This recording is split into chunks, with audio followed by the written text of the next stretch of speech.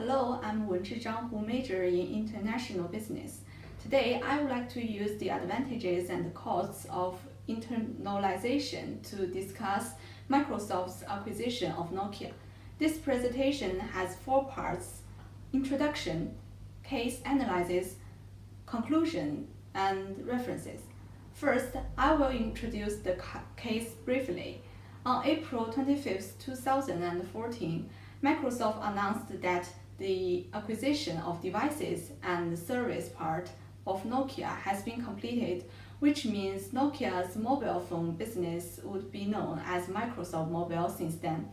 This action not only makes the two organizations together as one team, but also bring new opportunities and risks in addition. Since the 70s, studies have shown the advantages and costs of internalizing market.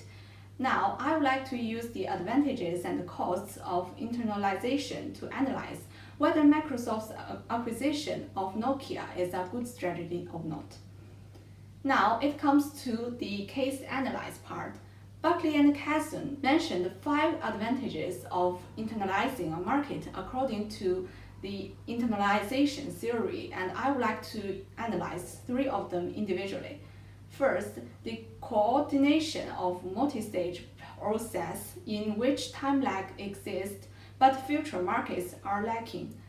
Microsoft and Nokia's cooperation began since 2011, and the acquisition in 2014 can make the two companies cooperate more efficiently. Second, the bilateral concentration of market power, which means internalization eliminates instability. Given the success Apple had in hardware, Microsoft's acquisition of Nokia was a way for Microsoft to raise its market power and be more competitive.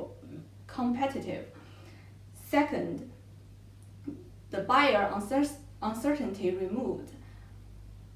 Microsoft's acquisition of Nokia instead of cooperation can remove the inequalities of knowledge between buyers and sellers, which made Microsoft and Nokia trust each other more and cooperate more stable. Besides, Buckley and Casson also put forward 4 costs of internalizing a market, and I will discuss 2 of them. First, the political problems of foreignness. It was announced that Microsoft's acquisition will be completed in March 2014, but actually, the acquisition did not close until April 25th because Microsoft and Nokia's problem with Asian regulators. It was reported that Google and Samsung had asked the Chinese government to make sure that the acquisition would not make licensing fees higher, and this problem affects Nokia shares which decreased 1.2% in early Helsinki trade. Second, the manager costs in running complex multi-plant, multi-currency operations. A number of executives of Nokia became members of Microsoft as part of the agreement. For example, Stephen Elop, who was Nokia's executive vice president of device and service, would lead an devices team in Microsoft after the acquisition.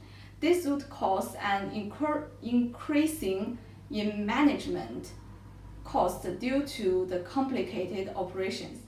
In conclusion, Microsoft's acquisition of Nokia is a good strategy for both companies in my opinion, but how much that the value made was dependent on how much the market power they can make.